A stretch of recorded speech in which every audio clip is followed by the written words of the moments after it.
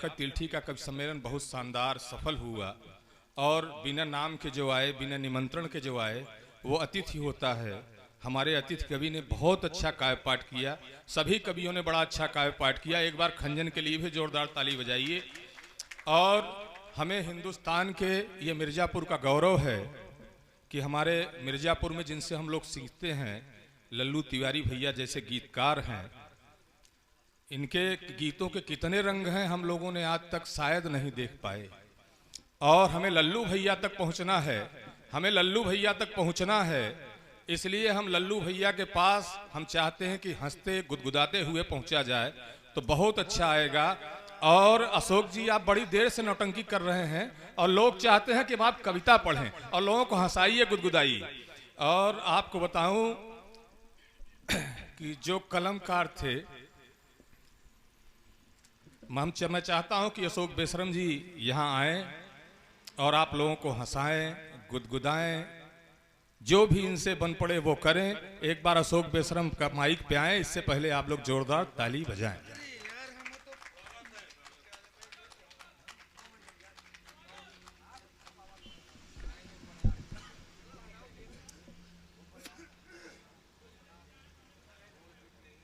ए भाई, बैठ जा, बैठ जा, बैठ जा, बैठ जा।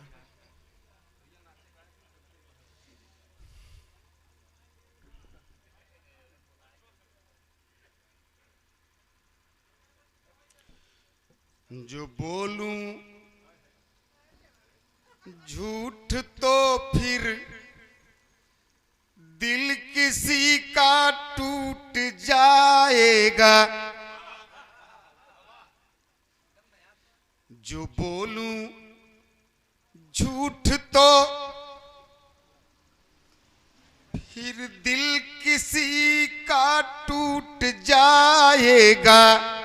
जो सच बोलूं तो ठेके दार मुझसे रूठ जाएगा।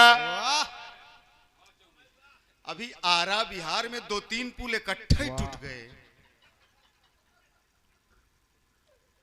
तो वहां जो मोटकवा कोचा जौन पोवत है, जौन 14 एक मसाला सानत है लेबर, हमने कहा उच्च स्तरीय जांच होती रहेगी गुरु, बेशरम अपने स्टाइल से जांच करो, मामला है क्या।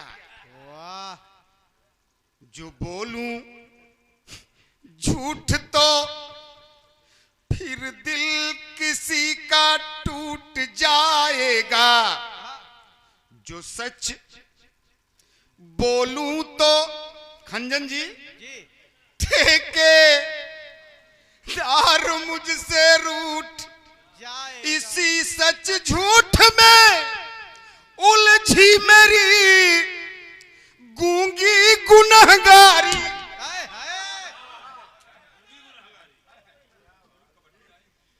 इसी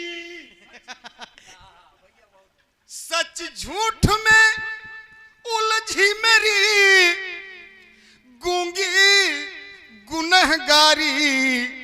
अरे मुझे मालूम था बनते ही ये पुल टूट जाए।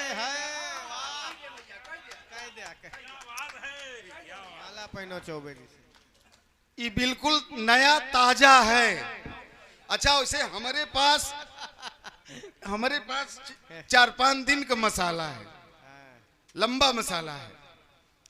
हमको बेशरम बेशरम कई बार कहा गया। 1 सेकंड में बटन दबाते हो आप, पता लगाते हो। माना मैं बेशरम हूं मगर चोर नहीं हूं, मैं बदतमीज हूं मगर घूसखोर नहीं हूं। एक नेताजी हमारे बड़े जिगरी यार हैं, लालू प्रसाद मेरे सगे रिश्तेदार हैं। चेला हूं चंद्रा स्वामी का, पहचान लीजिए, अगले चुनाव में भी जरा ध्यान दीजिए। वाह। प्रधान जी हैं, प्रणाम करता हूं। प्रधान जी बिल्कुल एकदम मंत्र मुग्ध होकर मंच की ओर देख रहे हैं। प्रधान जी दर्द पीते रहे, खुद जख्म बन गए, और जब जब उनसे मिले तो घाव नम बन गए। लात खाने की लत, वाह लात खाने की लत, अरे बेबसी बन गई, और लात खा खा के हम बे शर्म बन गए। बन गए तो बन गए। वाह वाह ये असली देखो कविता मजा जवाब। भैया आओ भैया। गजब है, वाह। वंदना जी कुर्ता देख लो किस रंग का है। ज्यादा पहिराई देव तो ऐसा लगे जैसे मजार पर चढ़ाए हो। ठीक है, इतना सही बा। नहीं नहीं अभी एक फोटो खींच लगी, एक फोटो हमने में भेज दे। जैसे कि हम जब घरे जाब तो मुंह दिखावे ले रही, ये प्रमाण हो जाए कि रात कहाँ रहे। अच्छा होना चाहिए घर में सबके, हालांकि चीज आपो लोगन से होए।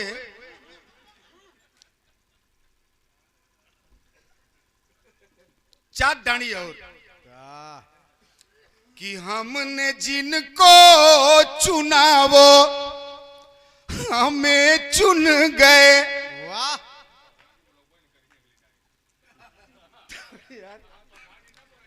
हमने जिनको चुनावो हमें चुन गए, तो बंद चुनने का ये सिलसिला कीजिए। और एक ही प्रश्न है आप सबसे मेरा, कि बेशर्म कौन है ये फैसला कीजिए। गजब कर दियो भाई, वाह। अच्छा एक चीज ही बताओ, अगर जैसे तिलठी में कोनो थाना हो और थाना में जौन दरोगा है औरत आ जाए, तो संचालक जी आप सामान्य जो नमस्कार प्रणाम, तो आप क्या कहोगे? दरोगा जी नमस्कार नहीं कह सकते। Common gender, neuter gender, feminine gender, स्त्रीलिंग, पुल्लिंग, नपुंसकलिंग पढ़े हो ना? अच्छा दरोगी जी भी नहीं कह सकते, मेरा दावा। नहीं कैसे इसलिए कि हिंदी व्याकरण संबोधन का होता नहीं। दरोगाइन बिल्कुल नहीं कह सकते, खतरा है। हमारे साथ कई हादसे हुए, जैसे ही बाजा तो बहुत अच्छा बज रहा है, लेकिन हमारे ससुरारी में जो बाजा बजा रहा था, जब हम दुल्हा बन के गए थे, वो गड़बड़ाई दे रहा। ये लड़के के नाम पे एक बात ठोको, बहुत बढ़िया। हालांकि वीरगति को प्राप्त हो गया है, 2 बच्चे हैं, बाजा चाहिए जैसे बजे, हम लोग अपना भोंके ये मस्ती में सो रहे हैं। इनके 500 रुपया काट ले, बताई चौबे भैया। एक ठे जाग गवा, बिल्कुल नहीं कटेगा, तुम्हारा बाजा बहुत बढ़िया बजा। अच्छा वहां जैसे हम दूल्हा बन के पहुंचे द्वार पूजा में, वैसे बाजा वाला गाना लगा। हमारे ससुर का नाम था कन्हैया लाल सिंह। तो जैसे हम एकदम द्वार चार, पंडित जी एकदम नाव वो छाता लिए, बाजा वाला गाना लगाए थे एकदम इमीडिएट कि अरे द्वारपालों, कन्हैया से कह दो कि द्वारे भिखारी गरीब आ गया। बस इतना सुन के हमार बाबू एकदम सनक गए। बोले बेटा बेइज्जती हो ही गई, अब बचा का बाप का बचा। हम कहा बाबू सुना, कैसो 40 साल में लहावा गड़बड़ाओ ना, अभी लही गवा बा, तब तू अब नसावा। एमे बाजा वाले कोनो गलती नहीं, गाना ही ऐसे बा। अच्छा हुआ तक तो ठीक, बारात के 2-4 लौंडे अपना मार पीट दिए। थोड़ी देर के बाद मामला कुछ शांत हुआ। जयमाल का कार्यक्रम जब शुरू हुआ तो कुछ घरात वाले लौंडे कहे अब बजाओ, 1 घंटा बजा। अच्छा उधर जयमाल हो रहा है और गाना का बजाय भैया आ जाए, आप अपना सब काम में लगे हैं, हम जाना था ये सब ऐसे। अच्छा ठीक, वो गाना लगाए देश कि हम तुम चोरी से बंधे एक डोरी से। अब हमार बाबू बिल्कुल सनक गए, कहे नहीं पर सहिते बियाह होत बा, चोरी से बजा होत बा बिल्कुल। और समधी जौन बा एकदम बेग दबाए कखौरी में, बाबू साहब कहे बिल्कुल नहीं, अब एकदम पूरी। हालांकि अंत में पंडित जी लोग शांत कराए। बाराती इतना वो लौंडा के मार दिए, मुंह का घूंचा, बिना खाए पिए बाजा ओजा बंद कई के गद्दा ओढ़ के वहीं जनवासे में। लेकिन जब हम सुबह चले पत्नी को विदा करा के, जितना मार खाए रहा पूरा बदला प्रधान जी ले लिए। जैसे परछन के बाद हमारी गाड़ी बढ़ी, तब क्या, तब तो बारात गई। उसरवा गाना लगाए कि हम अपने साथ मौत का सामान ले चले। अच्छा। समझ में आए हो तो ठोको। अरे बड़े अच्छे श्रोता, बड़े जानलेवा श्रोता। अच्छा, तो हमने जब होली खेला, बच्चों ने कपड़ा फाड़ होली संचालक जी खिलाया, बदन पर एक कपड़ा नहीं निकरे भर बचा, गंजी उंजी सब फट गए। तिलठी बाजार में आवा रामधनी बनिया कहे, भैया भौजी दोनों जने बैठी रहे, कहीं ठाकुर आवा, बहुत दिन पर कैसे चला, कुछ लेवे कहा। हम कहा यार महाजन हम बनियाइन ले आई रहे।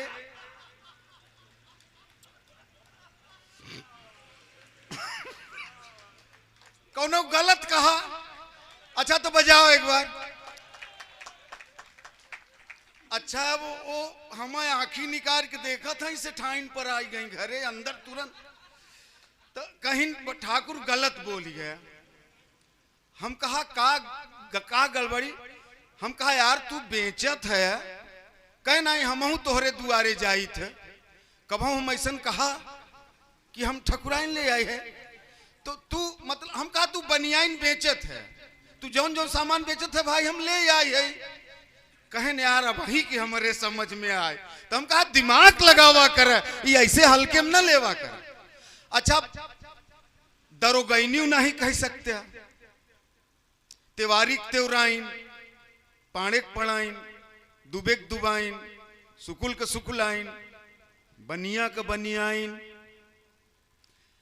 तो जैसन नहीं दरोगा आई रामनगर के थाने में, जैसन नहीं दरोगा आई रामनगर के थाने में, चौचक मेहरारू नहीं देखे रहे जबानी में। जैसन नहीं दरोगा आई रामनगर के, हम गांव के आदमी, एक दिन रात में 1:30 बजे हमारे घर में चोरी हो गए। लुटी का बर्तन गहना गुड़िया चोरन कई बार चोरी हो गए। हम खूब नरियावा चिल्लावा, क्यों नहीं आई बचावे के। और जब भावा सबेर लिहन साइकिल चली गए रपट लिखावे के, तो पूछन प्रधान कहाँ जाता है? प्रधान चाहे कतौ जात रहा, पूछ ही जरूर। अपन ओट ठीक करत रही साल भर, एकदम गलत कहत है। लेकिन ये हमार प्रधान नहीं, ये भैया बहुत बढ़िया प्रधान, बहुत सीधा प्रधान जी। एक बार बजाओ इनके नाम पर प्रधान। एक दिन एक जगह गवाही होती रही, गवाह बेचारा सीधा साधा रहा। फैसला एकदम अंतिम स्टेज पर, जज साहब देखें बड़ी ममता आए, कहने फैसला तो लिखे जात है, गवाही तो दे चुका है, तो है और कुछ कहे के बा? गवाह कहे ना ही साहब, प्रधान जी ये तो नहीं कहे।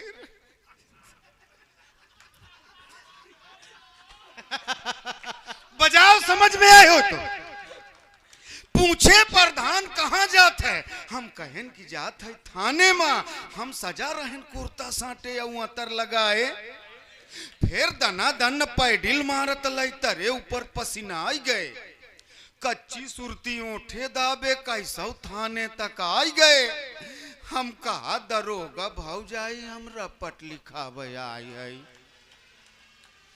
कुछ न कुछ संबोधन तो गांव के आदमी। हम कहा दरोगा भौजाई हम रपट लिखावे आई है। भाई काल रात चोरी हमारे औरत हमार पगला गई। अतना सुनते मारे थबरा हम गिरे कलाई थक आई। अतना सुनते मारे थबरा हम गिरे कलाई थक आई गए। चोरन से तवजू बचा रहा, हम थाने बीच पिटाई गए। चोरवन से तवजू बचा रहा, हम थाने बीच पिटाई गए। धाई काई कालर झकझोर देसी मोछा पर हाथ लगा दे।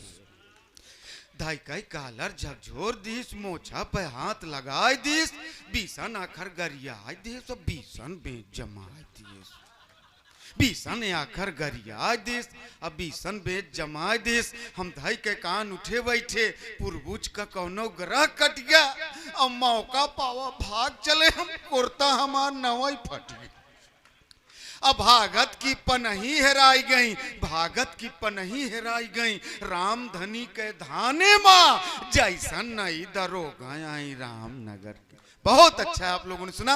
और दोस्तों बनारस की सुबह जिंदा, अवध की शाम जिंदा है संगम की रवानी और चारों धाम जिंदा है।